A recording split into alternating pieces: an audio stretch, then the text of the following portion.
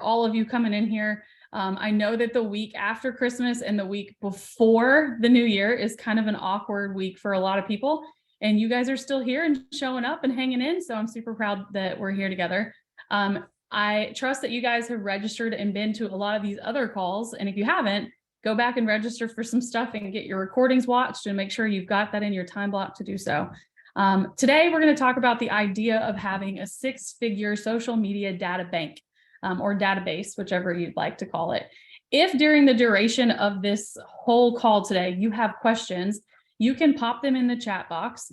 And if for whatever reason, the chat box earlier was moving real fast, if I don't get to your question, you can email it to me at dinawatson@kw.com. I just stuck my email address in the chat box. Go ahead and grab that while you can before people start posting in there. So if you have any questions that don't get addressed, or if you want to follow up with anything, just stick my email address in your phone or on a piece of paper, Post-it note, whatever, and let me know what you got. So today I'm going to have you guys doing a little bit more activity than just watching me, because I think sometimes on these calls, after a few minutes, you start to zone out and you've kind of drifted off to somewhere else if you're not careful. So I want these to be engaging as possible. And we might have some fun questions to put in the chat box. So just make sure that you're ready whenever we do that. I want to give you a little bit of information on who I am, so you know why I'm up here teaching this to you guys, and you can follow up with me later if you want to. My name is Dina Watson, although a lot of people you will hear call me Deanna. I've also been called Deanna, which I think is beautiful. I just don't know how you get that from the way you spell my name, but that's okay. I'll answer to just about anything these days because I'm used to it by now.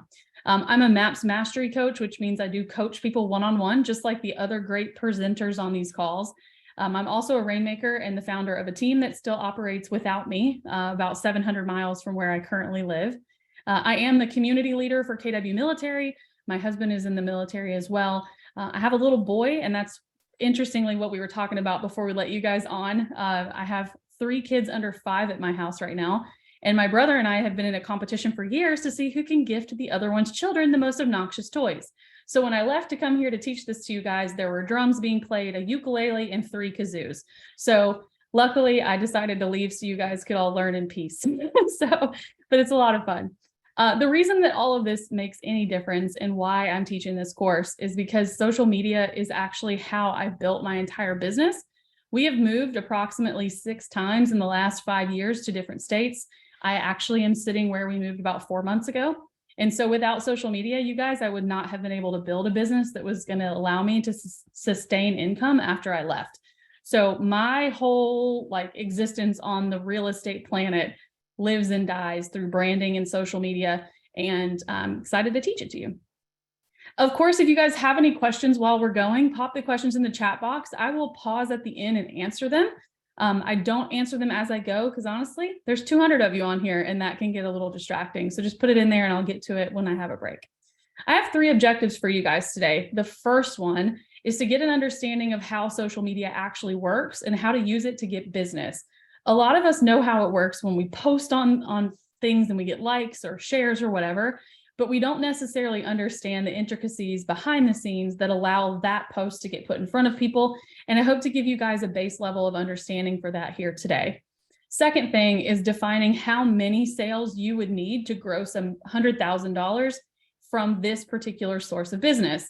And within the second objective, I'm going to have you guys define which way you go. Do you go by going organically, or do you do this by building out some sort of a lead funnel where you're getting cold leads? Because you can do it either way.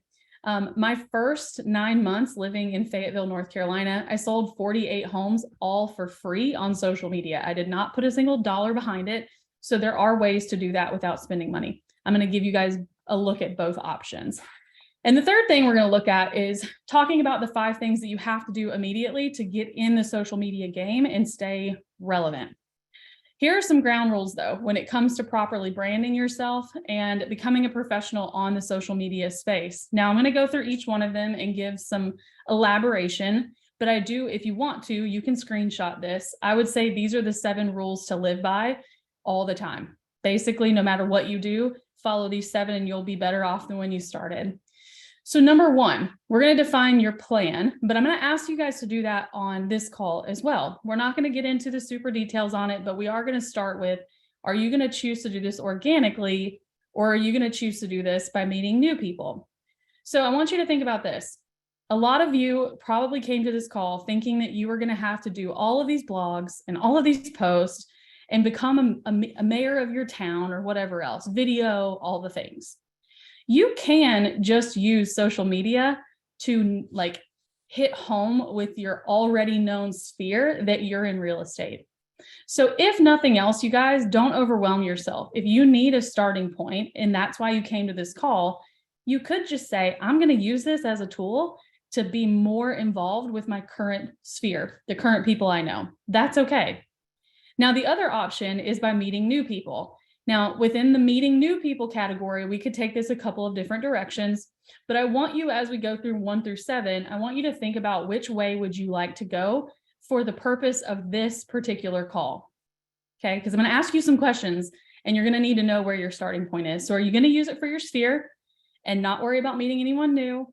Or are you going to use it as a way to become known by people who don't already know you? And I want you to write that down, put it in the chat box, whatever you want to do.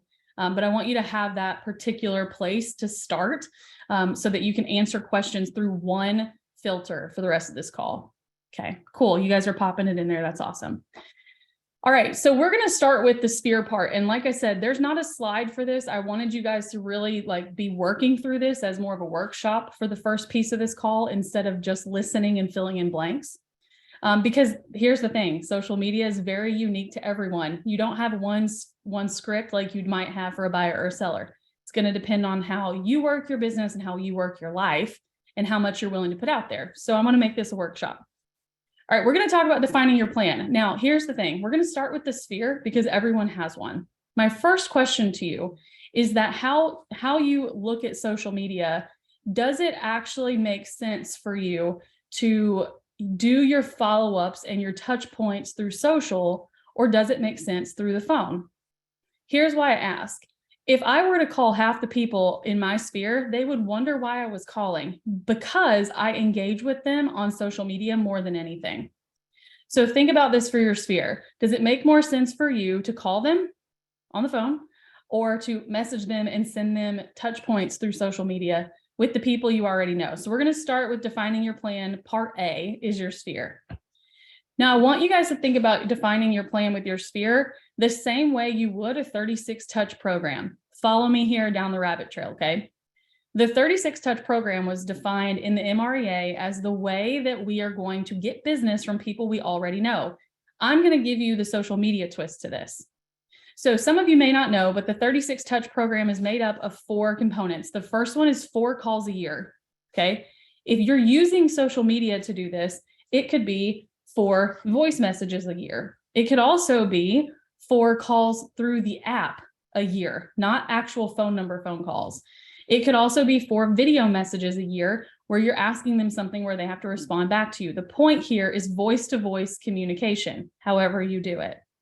The second component is of the 36 touch is 26 emails that you are sending value to whoever the person is in your sphere. Now, if we're to take that on the social media side of things and we were to say, how could we do that in the social media world? Well, you could create a VIP closed group for your past clients, for your sphere, for your friends, for your family. You're going to create a group on social media and post in there 26 times a year an item of value. Don't get stuck on the fact that it has to be an email. It doesn't. It just has to be a touch point. Okay. Now, the third component of the 36 touch program traditionally is 4 pop buys or promotional items every single year. Well, if you have a closed group for your past clients, sphere, family, friends, whatever, you could do 4 giveaways a year inside of that group. You could have the giveaways in most states sponsored by your vendors to where you're not actually having to spend all of your own money to do this. And that would still be considered 4 promotional items. Follow me here. We're still on number 1. Okay. The last component is 2 events. Now, on social media, you could host a virtual event. That's fine. You could also use your social media closed group for your past clients, friends, and family, or whomever you're talking about to promote an event that you're having in public. Okay. So think about it like this. You're using the tool of Facebook or Instagram to stay in front of and stay in touch with people you already know. That is one way you could do it. Okay. We're going to go over another way towards the end, but that's one way that you could do that. If you're looking at how do you do that with meeting new people, so we're going to go from sphere to meeting new people. If you're worried about how to meet new people, you might want to follow something called the 5 by 5 by 5. Okay. This is not coined by me. I just have regurgitated it over the years because it works. So the 5 by 5 by 5 is specifically a plan for you to be able to meet new people and get involved with people who don't already know you. The first 5 is going to be send 5 friend requests a day. Now, these are going to go to people who have mutual friends with you, not random strangers, people you've seen in Facebook groups that you have or whatever. The second 5 is 5 personal messages a day. Now, if you want to use this to meet new people, it's 5 personal messages to people that you've seen interacting in a Facebook group that you're on. Here's a side note. You can also do this for agent-to-agent referrals, guys. Like, you don't have to just think through the lens of new people in your community. Now, the third 5 is to post or comment on 5 separate people's wall or news feed every single day. So you've got 5 days a week, 5 days a week, 5 days a week, not every day, 5 days a week. You're going to do 5 posts or 5 comments on people's posts, meet 5 new people, and send 5 messages. The other thing this is going to do, which we'll talk about in a little bit, is help you hack the algorithm. Now, part B to this, if you want to place ads, we're not going to talk about that on this particular call today, because honestly, it's going to take you a whole lot more work to do that than it would to do what we just talked about. So I want to recap, because we've gone over a lot of information in the first 10 minutes of this call, and I'm trusting that you're following along. And if you're not, you're going to let me know. The first thing you have to do, number 1, define your plan. Are you going to use your tool to increase your sphere or increase your touches with your sphere? Or are you going to use this tool to meet new people and go into Facebook groups and pull them into your fold? Okay. The other way you could use this with your sphere, before we come off of this, every single friend you have on Facebook, you have the ability to put them on a list. Okay. I'm not going to show you how to do that today for sake of time. But if you need to know how, there are tons of resources online to show you how to do this. And it's really easy. Here's the best way I have found to do this. Put people on the appropriate list for how you know them. So you would create a list for your past clients. You would create a list for your people you went to college with. You would create a list for the people in your networking group, whatever. You're going to put them on a list. Then whenever every day you would have a time block for 15 minutes, it does not take long. You're going to go on your social media and you're going to segment out your Facebook friends by whatever list you're working on that day.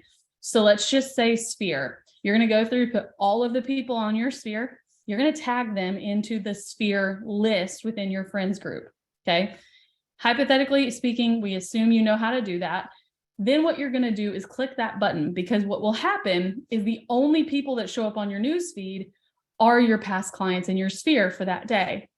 You're going to sit down for 15 minutes and scroll until you find a reason to call them. I will give you an example.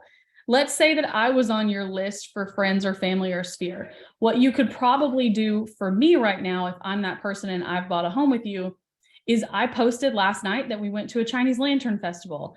If you were scrolling today, you could pick up the phone and call me and say, oh my gosh, how was that? I saw that you guys went to the Lantern Festival.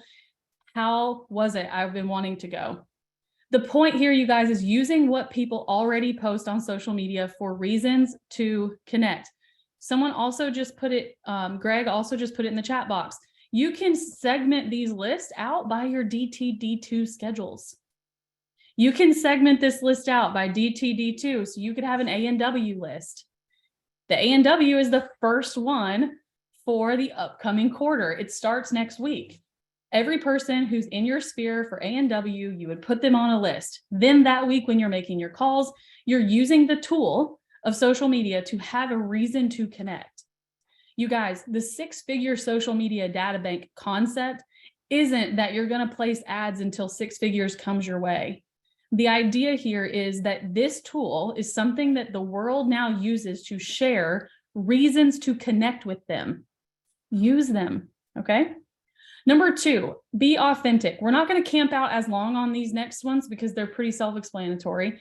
Be authentic. I will tell you, if you meet me in person, it's exactly who you thought I was if you follow me on social media. I'm not putting on a front. I'm not putting on makeup. Sometimes I look a mess.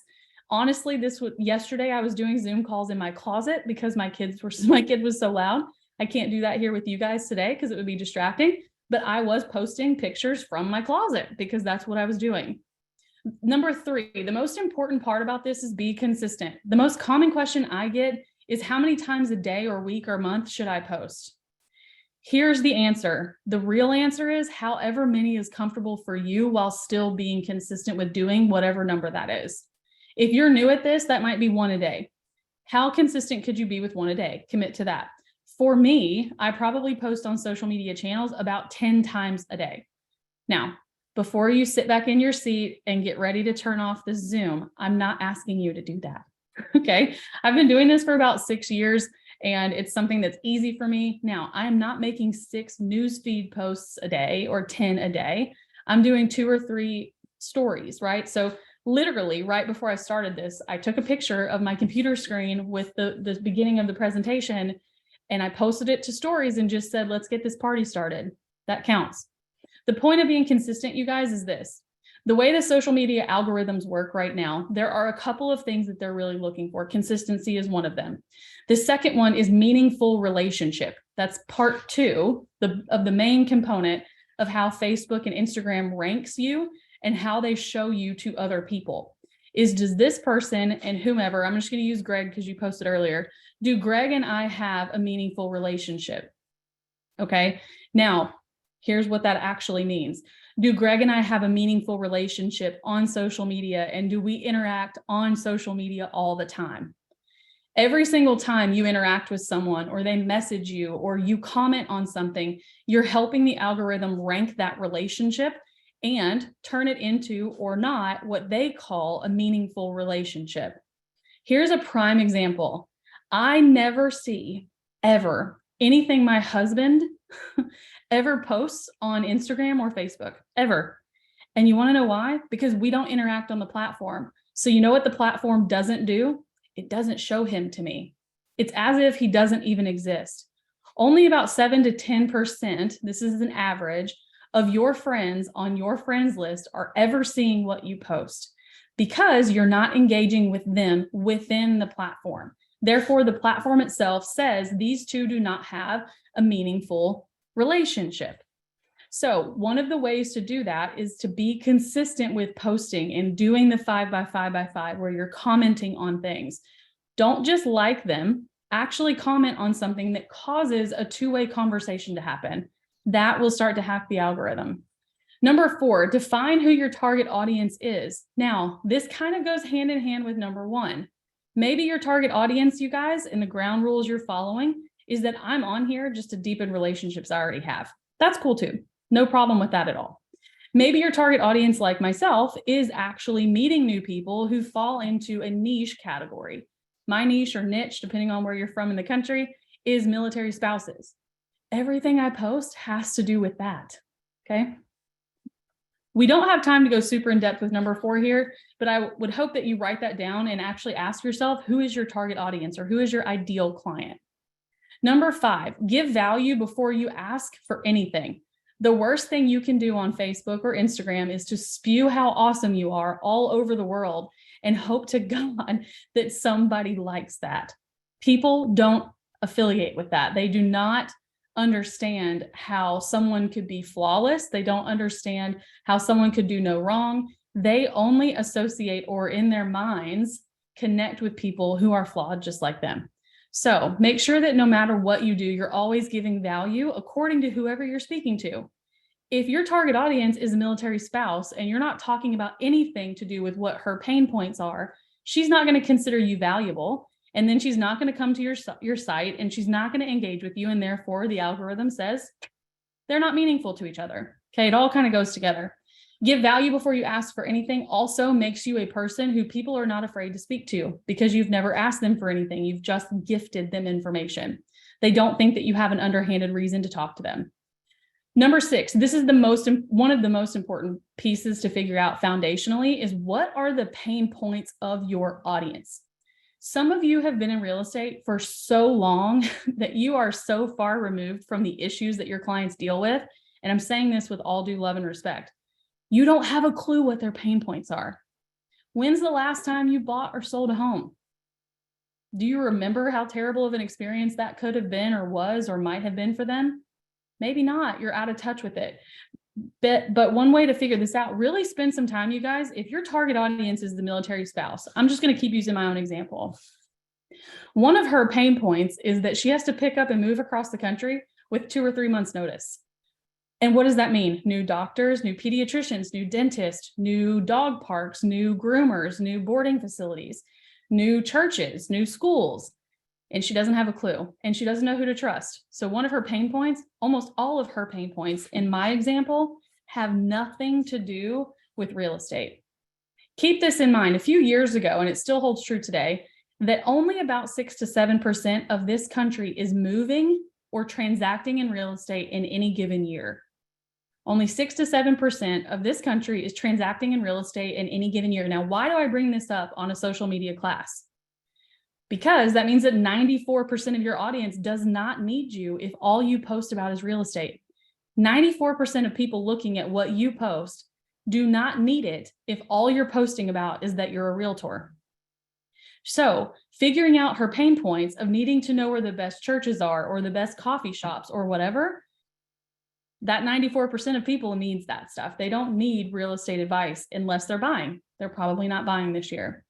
Now, the last part, number 7, create a plan that helps them fix it. This comes from the Building a Story Brand framework from a gentleman named Donald Miller. Now, I can't go into that because I'm not certified to teach it, but I would encourage you to go look up the Story Brand framework by Donald Miller. It's a book called Building a Story Brand. In the book, to make a long story short, he talks about how when you can figure out what their issues are, you can create a program that solves the problem.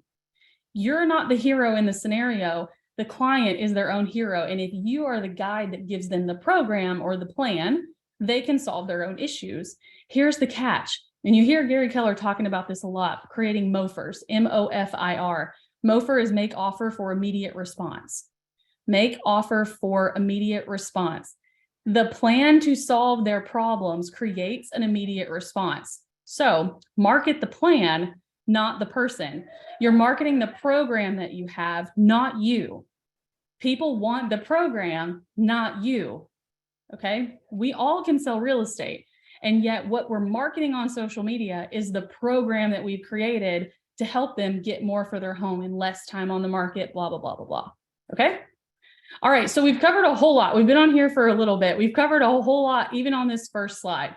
These are the what I would call the ground rules to doing this. And I know you're going to have questions. Send them to me in an email. We will get them together and get them answered as soon as possible. Number 1, how does social media work for real estate agents? First things first, you guys are not just a realtor or realtor. I'm from the South. We say realtor. It's no pun, no offense. Most people who will work with you are going to be working with you as a result of seeing what you're doing on social media because of who you actually are as a person, not as a real estate agent. Okay, they're attracted to something that you stand for, something you represent, a value you have, knowledge that you have, things you know, not your professional status. Okay, so keep that in mind.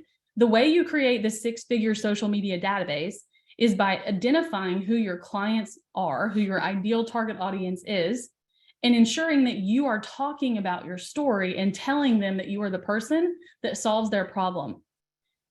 I hope you didn't come here looking for 7 ads that are going to create 6 figures. I have those. I can send them to you offline if you email me, but that's not really what actually helps you create a 6-figure social media database. What actually does that is being a person that people want to be in business with. They don't care if you're a real estate agent, you guys. They care what you know and that you share what you know. So my question for you guys, I'm going to give you about 30 seconds to write this down. So we're actually going to do a little experiment here. Why should someone choose you? Here's the catch. You cannot talk about how you are the top agent. You cannot talk about how many homes you sold last year. Why should they choose you as a human being? I'm going to give you about 30 to 60 seconds to actually write this down, and you're welcome to share in the chat box if you'd like.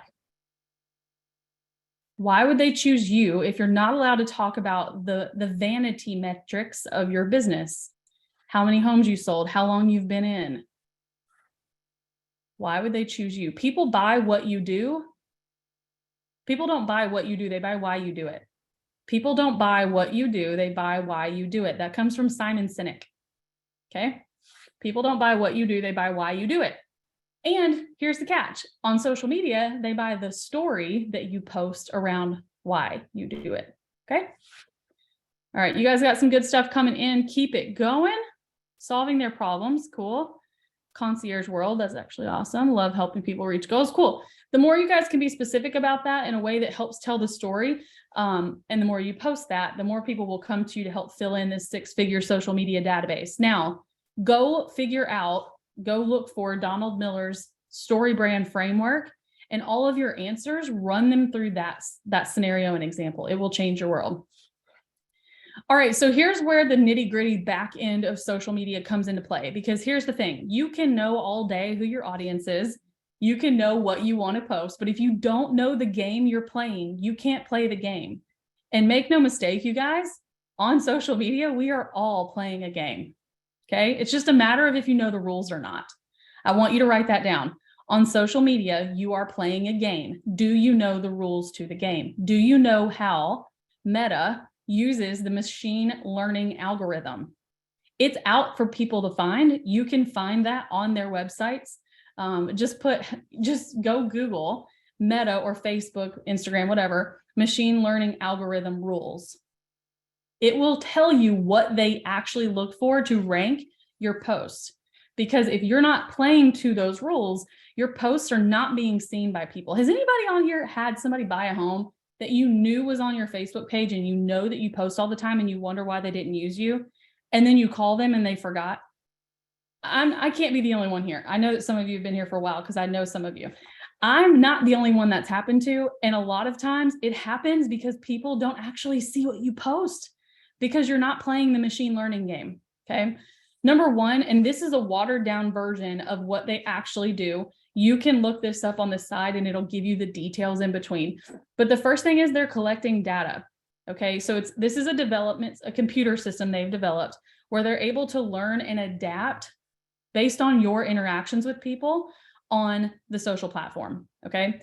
So for example, if you see someone in person and you want them to see that you're a realtor, you might want to message them after you see them on person in Facebook or Instagram, not send them a text.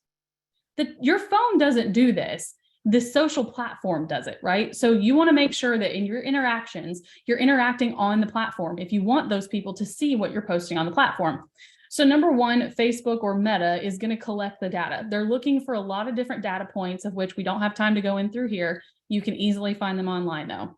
Second thing they're doing, they're giving you a ranking or a score. So they're taking all these different data sets and they're ranking or scoring them against how much you are a meaningful relationship. And then they're using that to predict behavior. For example, if your friend, we're just going to say Jane Doe, if your friend Jane Doe never watches video on Facebook and all you put out is video on Facebook, Facebook knows her behavior and will likely not show your videos to her. Okay, unless you send her a video and tell her to watch it, and all of a sudden you're hacking that algorithm. You're teaching the platform how to treat you, essentially, to go into bold laws. Okay, so go into Google, type in machine learning algorithm ranking, and it will tell you all the data points. Here are some of them that they're using. Here are 4 of them. If you want to take a screenshot, you're welcome to. The first thing they're ranking is, what is your relationship to the viewer? Now, remember, they don't know if it's your cousin or your sister or your past client. They want to know what your relationship is on their platform to the viewer. One of the biggest components of the ranking system is determine what relationship you have to the viewer and what relationship they have to your content. Okay, are they engaging with you? As it says on here, who does this person actually usually interact with? Who do they usually interact with? They're ranking that. That's what they determine as your relationship.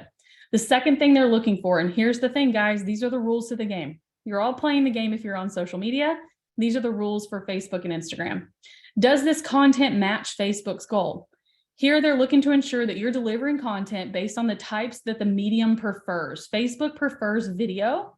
Facebook really prefers live video, followed at the end by photos and text. So if you are not putting out video, here's what I want you to know. Facebook and Instagram are actively suppressing your profile. If you are not putting out video, Facebook and Instagram are actively suppressing your profile. What that means is people aren't seeing it. Okay. Number 3, overall engagement. Here, the ranking system is looking to see how popular your posts are. Is it liked? Is it shared? Is it commented on? Now, what does that mean to you? You've got to put some thought into what you're posting and ask for responses. Don't just post something and ghost it. Ask for responses and then comment on every response you get. It keeps the thing high in their ranking signals. The more popular the post, the higher it's going to score. Okay. Number 4, frequency and recency. These are pretty much it just is what it says. Okay. They're looking for how recent the content was posted and how frequently you are posting on their platform. The items posted in the most recent are going to be shown first. This is why it's really important to post multiple times a day. Here's the thing. If you post only in the morning and most people who are your target audience only look in the evening, they're not seeing what you're posting. They're not. This system is suppressing your stuff.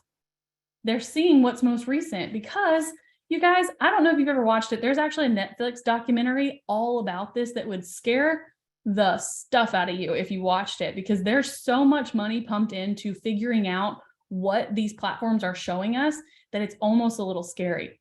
You're playing the game with Coca-Cola, you're playing the game with Apple, you're playing the game with all the ads you've seen this Christmas. You just don't know the rules to the game, and they do. That's why they're advertising in front of you all the time. Here are 4 ways to use machine learning to your advantage. Number 1, interact with your social media friends on a consistent basis. The 5x5x5 can also be used on your sphere. 5 posts on their Facebook pages, 5 messages, and 5 interactions outside of that. You can use the 5x5 on both sides.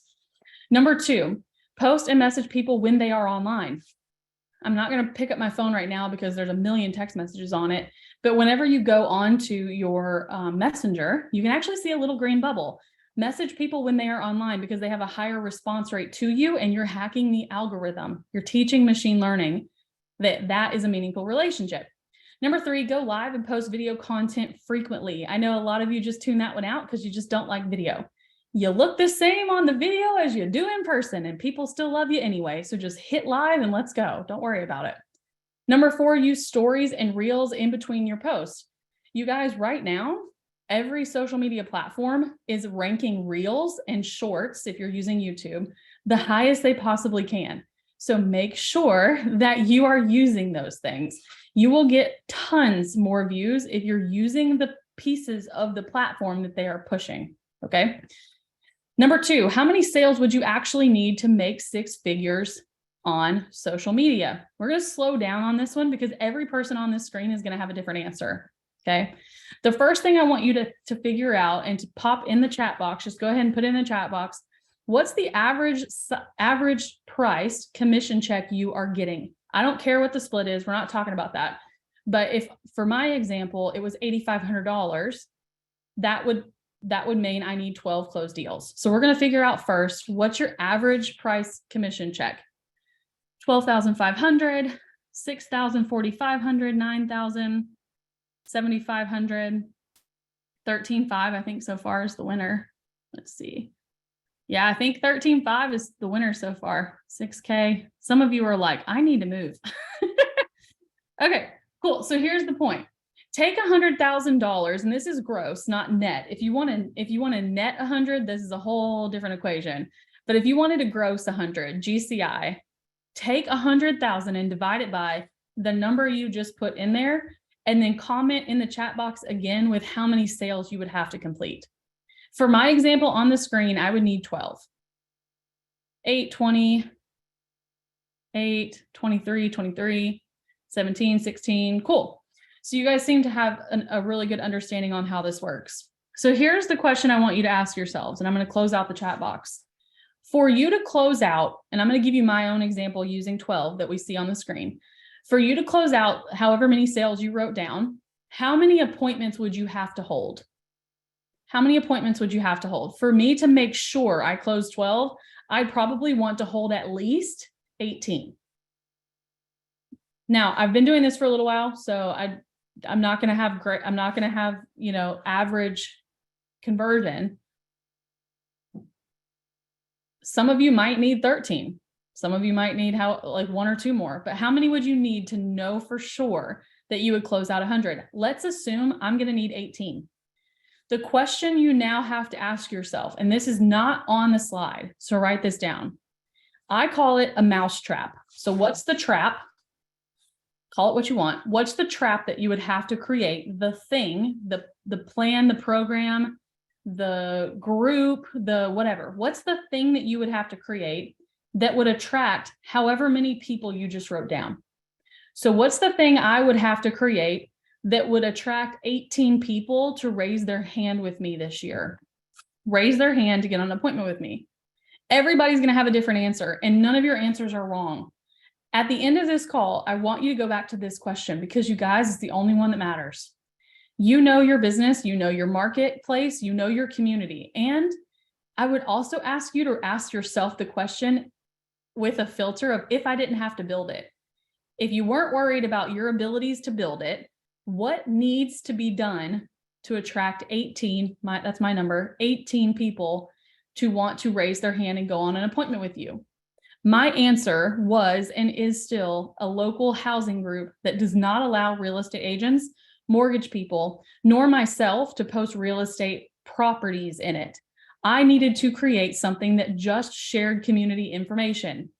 My first 12 months here, I did that, and I closed 48 properties, and I was new here. Okay.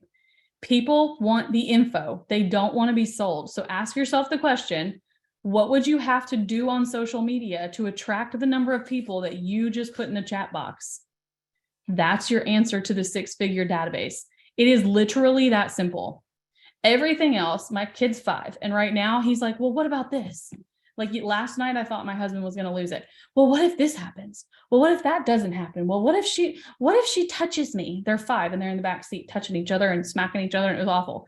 And I wanted to be like, just don't worry about it. That's what I want to say to you guys. Just don't worry about it. You know what the people need. Go build it. They will come to you. I promise you that. Get out of your own way.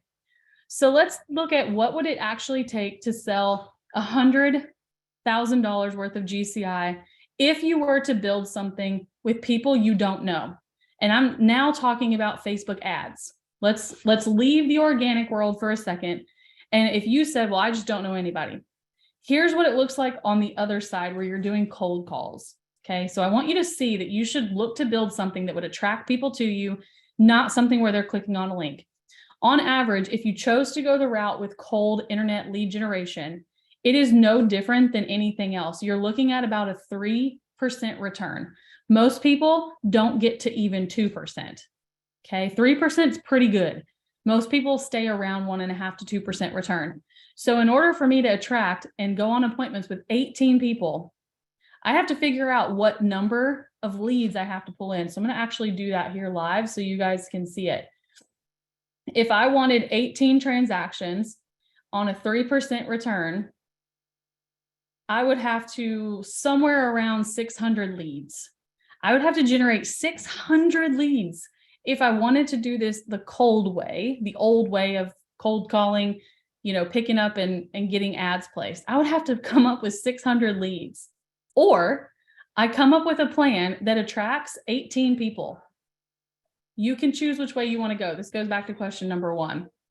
But if we know a few things about the game of social media and online leads, then you can make some basic assumptions on how to get to 100K. Take a screenshot of this if you want to. Number 1, you have to time block for lead gen. I will literally never forget when I first went to Fayetteville, North Carolina. This was 2013. I was doing this whole social media thing. No one in the city was really doing it that much yet. And people asked me why I was wasting my time on social media all the time. And what I hoped that they would understand, and what they now do understand, it is lead gen. Your messages on there are lead gen. You have to block time out for it. Number 2, you also have to block separate time to follow up. Your lead gen time is not your follow-up time. They are actually 2 separate things.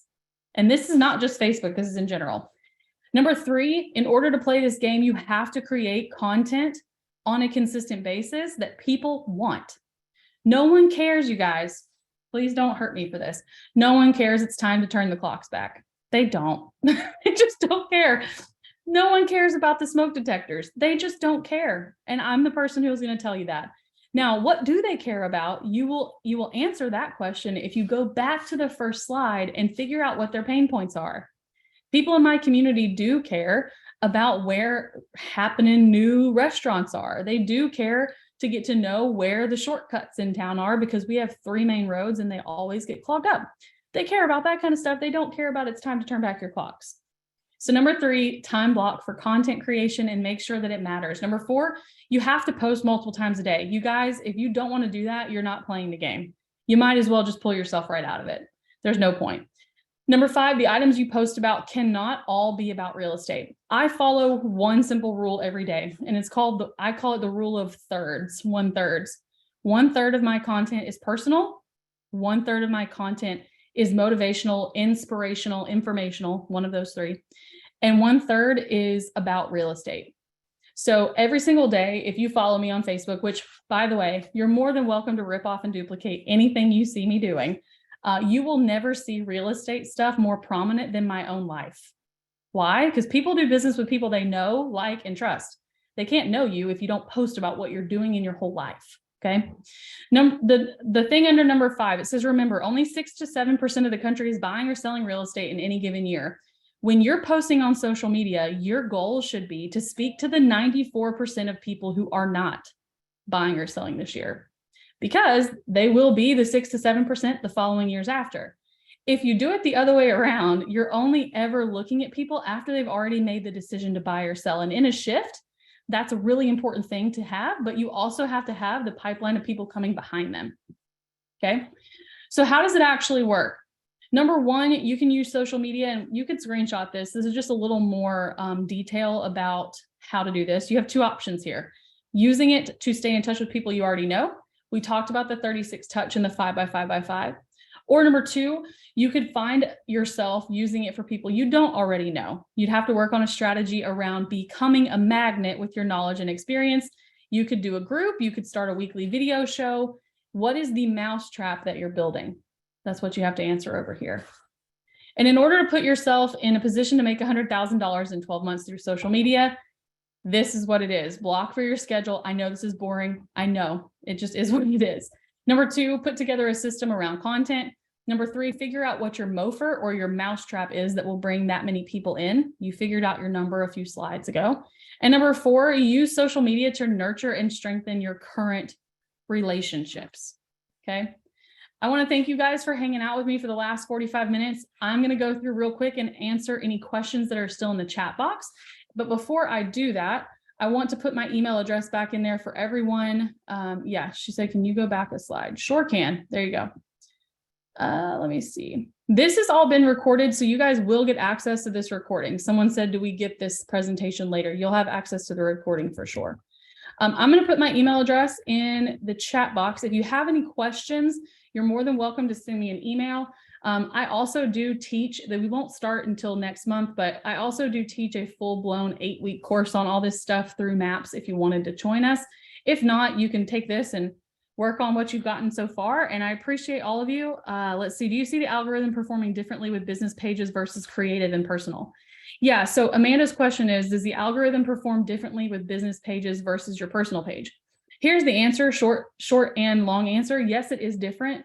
And you're likely not going to find yourself selling a lot of real estate that is come list me hand raisers through your business page. People can't actually get to see business pages in the same way that they see personal pages. So all of what I just talked to you about today should be done through your personal profiles. Business profiles don't get shown to people the same way that personal ones do. They get kind of buried unless you pay money to pump content and ads through them. Okay, let's see. All right, so I don't necessarily see. Someone said, send me a copy of the recording. That should come to you automatically. And these are also posted on the MAPS YouTube channel for Fast Track. So if you have any questions on that, they're going to go on YouTube as well. All right, cool. I don't necessarily see any other questions on here that haven't been answered.